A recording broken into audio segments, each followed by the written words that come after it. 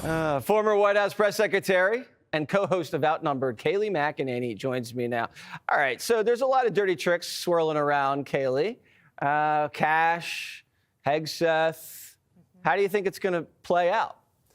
Well, why are those two being targeted? Because they are people ready to take on the deep state, the career employees, and believe me, they exist. You know, Kash Patel is someone who I know well. I sat by him on Air Force One on many rides.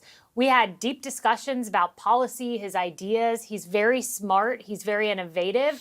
And yet I never heard him sit there and speculate and fantasize about jailing the media. That never happened. But of course, that's the headline. They're doing the exact same thing to Pete Hegseth. I hope these guys get through. They're people who will make a change. But the career civil service, that is what Trump needs to look out for. I found an article today that came out 2 weeks after Trump took office last time. It was in the Washington Post, and it was called The Resistance from Within. And it talked about how these federal employees were talking to Obama political appointees, right? Talking to them when Trump was president about how to resist them. 180 of them gathered in a church and met with experts about how to resist Trump and then created anonymous Twitter feeds to leak information. This happens. A guy named James Shirk at AFPI put out a document of all the ways, it's long, that Trump was undermined in his first term.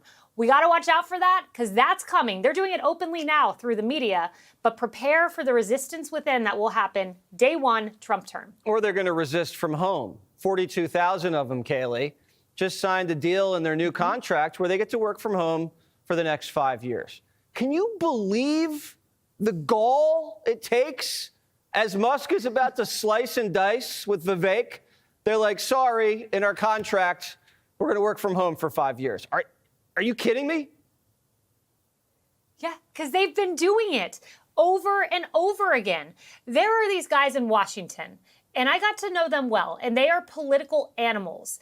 And they are people like these employees who feel very entitled, who exist through all of these administrations. One example is Dr. Anthony Fauci. He became head of NIH in 1984, Ronald Reagan, and then existed through George H.W. Bush, Bill Clinton, Obama, George W. Bush, and then Donald Trump. Do you know what kind of political shark and animal you have to be to exist through that much radical ideological change?